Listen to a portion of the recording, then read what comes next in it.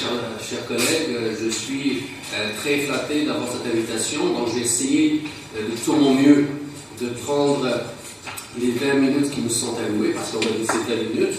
Alors, moi, je vais respecter les 20 minutes. Et je vais essayer de démontrer c'est quoi la relation entre la communication de risque versus la communication de crise. Parce que beaucoup de personnes font l'amalgame et même parfois la confusion entre ces deux concepts. Et pour moi, il faut les distinguer et je vais vous expliquer pourquoi.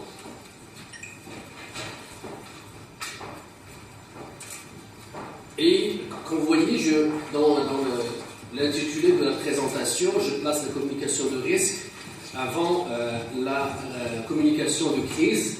Et dans ce continuum entre la communication de risque que je place en premier, comme vous voyez, et la communication de risque, il y a une discipline et ce que j'appelle les relations publiques. Ce n'est pas une tactique, comme a dit tout à l'heure le ministre. La communication, pour moi, ça va au-delà de la tactique. C'est aussi de la stratégie, c'est aussi une approche, une vision et une approche beaucoup plus globale, beaucoup plus intégrée que de simple tactique.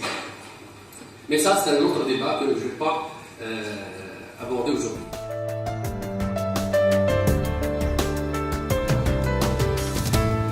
Avant, sachant que l'auditoire ici est composé de professionnels et de chercheurs, donc je ne vais pas tomber dans la définition de tout le concept de communication de crise, caractéristiques de communication de risque, relations publiques.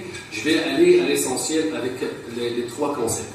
Donc, dans un premier temps, je vais rappeler quelques caractéristiques de communication de risque et je vais démontrer le cadre de ce processus-là pour terminer avec l'apport de relations publiques. Alors, en effet, plusieurs organisations continuent de mettre l'accent principalement sur la réponse aux urgences. Alors, quand on est rendu déjà à répondre aux urgences, pour moi, c'est que c'est une étape subséquente à quelque chose. Donc, alors que la communication de risque, pour moi, c'est une opportunité, une occasion extraordinaire à saisir et sur laquelle il faut capitaliser pour justement peut-être ne pas se rendre en crise. Et même si on se rend en crise, on se donne les conditions gagnantes, on se donne les moyens pour pouvoir retourner ou contribuer au retour à la normale plus rapidement.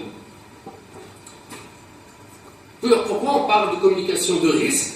Et quand on dit communication de risque, ça veut dire qu'on a une obligation légale, éthique, une responsabilité sociale pour communiquer les risques. Et tout ça dans le but de réduire la vulnérabilité des communautés aux divers phénomènes, aux événements pouvant survenir ou pas. Alors donc, ça veut dire qu'on prévoit. Tout à l'heure, le ministre a parlé de la planification. Alors donc, la communication de crise, elle doit être précédée par une planification, une anticipation. Et la communication de risque rentre dans cette anticipation, entre dans cette prévision et dans cette planification.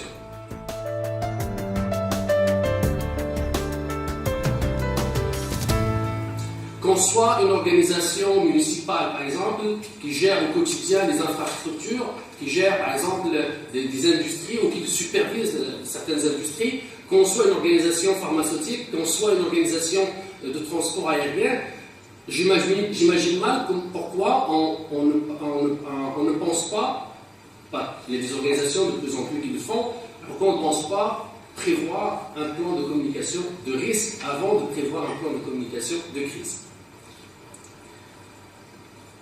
Alors, en matière de communication de risque, tout particulièrement, il y a une culture à développer, des idées à changer, parce que c'est un travail de tous les jours, pour sensibiliser, parce que souvent, les professionnels en communication disent, écoutez, j'ai un public à informer ou avec lequel je dois communiquer. Et on oublie qu'on doit développer d'abord une culture à l'intérieur même de l'organisation, qu'on doit travailler auprès de nos clients, de nos gestionnaire, pour les sensibiliser et les convaincre de l'importance de planifier la communication, de l'importance de considérer la communication comme une fonction de gestion et non pas seulement de tactique qui viennent pour éteindre des feux ou pour pouvoir régler une crise. Parce qu'une communication, ça ne règle pas une crise. La communication, ça contribue à gérer la crise. Mais ce n'est pas la fonction qui gère la crise. En tout cas, ça, c'est ma position par rapport à ça.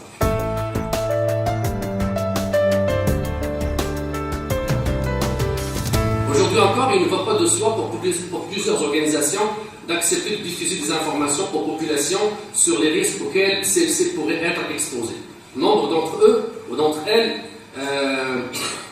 ont des craintes ou des réserves. Parmi ces craintes ou ces réserves, permettez-moi d'énumérer les principales. Les organisations ils disent, bon, je n'ai pas besoin de faire la communication de risque, je n'ai pas besoin de prévoir la communication de risque, parce que j'ai peur de compromettre la santé financière de mon organisation ou de perdre une part du marché au profit de la concurrence. Ça, c'est une première réserve. Je crains d'inquiéter inutilement la population. Tout à l'heure, donc je n'ai pas besoin de donner plus d'exemples, le ministre a donné pas mal d'exemples à ce niveau-là. Et il y en a qui disent, j'ai peur de donner des munitions ou des avantages à la concurrence. Et on a dit, j'ai la difficulté d'obtenir je vais avoir la difficulté à obtenir le consensus de toutes les parties prenantes. Parce que, quand on a un projet dans une communauté, par exemple, si j'installe une usine de transformation chimique, c'est sûr et certain qu'il y a plusieurs parties prenantes, il y a plusieurs publics qui pourraient être interpellés, influencés, affectés par un déversement de produits chimiques, une intoxication, donc des dégâts immenses. Et donc, comment je vais obtenir le consensus de toutes les parties prenantes? Alors il dit, écoutez, je n'ai pas le temps pour le faire, donc je ne le ferai pas. Et là, ils disent, ça va être hyper difficile de communiquer efficacement tous les risques, parce que c'est un langage hyper technique, hyper administratif. Donc, ils ne comprendront rien, donc ça ne vaut pas la peine de communiquer. D'autres, tout simplement, ils disent, je manque du temps. D'autres, ils disent, je ne veux pas divulguer des secrets industriels. D'autres, ils disent, j'ai un grand défi, je veux bien, mais j'ai un grand défi de trouver un juste équilibre entre le droit du public à l'information et le droit de mon organisation à se donner les moyens de prospérer, d'avoir les coups des franches pour faire face aux défis et à la concurrence. Finalement, les scénarios anticipés avant le déclenchement d'une crise concordent rarement avec les vraies crises. Alors ils disent, à quoi ça sert d'imaginer des scénarios, des solutions à des scénarios, puisque de toute façon, la crise, quand il va survenir, elle sera complètement différente du scénario qu'on a anticipé ou des scénarios qu'on a anticipés. Est-ce que cela suffit pour dire il ne faut pas faire les communications de risque? Je continue à m'inscrire dans la perspective de planifier et de prévenir et de prévoir. Donc, je recommande fortement toujours à mes clients, quand je travaillais en tant que consultant, de toujours prévenir et de toujours planifier. La pire des choses qui va arriver, c'est que finalement la crise ne surviendra jamais. Tant mieux. Je donne un exemple très très banal pour les convaincre. Je dis, écoutez, quand vous faites une conférence de presse, vous allez confronter des journalistes. Alors, sur un sujet X, mettons-nous dans la tête du journaliste et imaginons toutes les questions qu'il pourrait poser. Après, finalement, ou même quand je travaille avec le ministre de l'immigration au Québec, je leur dis, l'opposition va vous interpeller sur telle question. J'imagine avec l'équipe 30, 20, 15 questions. Ça prend du temps, c'est de l'investissement, mais ce n'est pas une dépense. Donc ça prend du temps. Alors donc on anticipe une certaine question pour les journalistes ou pour l'opposition, avec des réponses qui sont à jour, authentiques, parce que c'est très important cette authenticité de l'information, parce que tout finit par se savoir. Alors donc c'est très important d'avoir cette transparence. Après, à la conférence de presse, sur les 20 questions, il y a eu 1 ou 2 questions. Pour moi, ce n'est pas une perte de temps. C'est un investissement parce qu'au moins, quand je l'avais eu 2 questions, elle était prête. Des fois, je voyais le sourire au coin. Parce qu'il dit, je vous attendais. Donc, c'est très important. Même un ministre, à un moment donné, M. Joseph Facal, qui était ministre de l'immigration à un moment donné, elle a dit, pour remercier les professionnels de communication de son ministère, elle a dit merci aux gens de communication parce que grâce à vous, j'ai l'air très intelligent devant le parti de l'opposition et les journalistes. Et donc, pour moi, la communication de risque s'inscrit dans cette dynamique-là. Même si plusieurs craintes aux réserves que je viens d'exprimer peuvent être valables et justifiées, voire légitimes, la communication de risque à la population ne doit pas, à mon avis, être considérée comme un luxe ou une option, mais un choix stratégique, une nécessité, et ce, pour les raisons suivantes. Plusieurs crises et drames déjà ont coûté la vie à plusieurs personnes, ont coûté beaucoup d'argent à plusieurs organisations. Alors, personne n'est à l'abri des scandales financiers, la divulgation des risques s'inscrit dans une tendance mondiale de transparence et de saine gouvernance. Aussi, mettre en œuvre une communication réactive. Donc, pour moi, la communication de risque elle est proactive. La communication de crise, elle est réactive.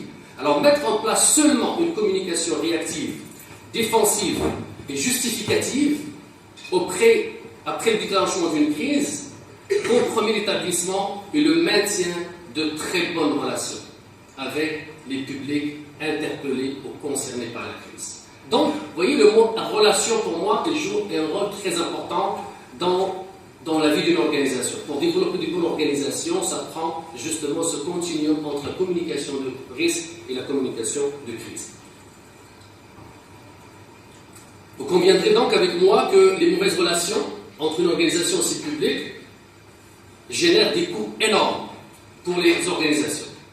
Je cite quelques exemples. On peut transformer, si on ne fait pas de communication de prévention, de communication de risque, on peut facilement transformer une urgence en une crise. Parce qu'une urgence, ce n'est pas une crise. Elle devient une crise quand c'est mal géré. Augmentation des victimes. Augmentation des sinistrés.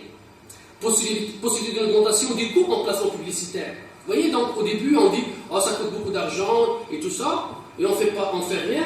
Mais une fois que la crise se déclenche, on commence à acheter des places de publicité pour expliquer, pour s'excuser, pour remercier les bénévoles qui ont travaillé pour qu'on puisse revenir à la normale, pour remercier les employés. Mais le coût aussi le plus grand dans tout ça, c'est qu'il y a une hostilité, une méfiance du public par la suite. Qu'on doit travailler fort pour pouvoir regagner cette confiance-là et pour pouvoir diminuer cette hostilité. Et tout ça, ça peut être au profit de la concurrence. Difficulté de faire des affaires. Car, comme dit Joe, président de l'Association américaine des relations publiques, sans opinion publique favorable, il est très difficile de faire des affaires. Donc, la communication de risque, on ne la fait pas pour la montée des yeux des publics, c'est parce qu'on a besoin de garder nos publics, que ce soit consommateurs, clients, qu'importe. Pour éviter donc de faire face à ces coûts, de moins les atténuer, la communication de risque constitue une approche sur laquelle il faut capitaliser. Celle-ci fait en sorte que les préoccupations à l'égard de l'établissement d'un dialogue, et non pas d'une communication unidimensionnelle ou une transmission de l'information tout court, parce que des gens ont tendance toujours à mélanger comme quoi j'ai diffusé un SMS, j'ai envoyé un communiqué à la population, j'ai envoyé une lettre aux victimes des sinistres, c'est de la communication. Oui, c'est une partie de la communication, mais dans un sens diffusionniste. C'est une transmission de la communication. Mais là, on est rendu à une séance, quand on parle de communication de risque, on parle de dialogue, on parle d'interaction, on parle de communication asymétrique. On doit s'asseoir avec les parties prenantes pour dire, voici, nous sommes établis dans telle zone géographique, dans votre communauté, nous avons une mission X, nous produisons tel produit, il pourrait y avoir des risques X pour la santé, pour la sécurité. Voyons ensemble comment on peut travailler pour anticiper les risques et anticiper les solutions à ces risques-là. Donc, il faut aller au-delà de la communication, au-delà de l'information, au-delà de la transmission de l'information, et établir un véritable dialogue entre l'organisation et les publics.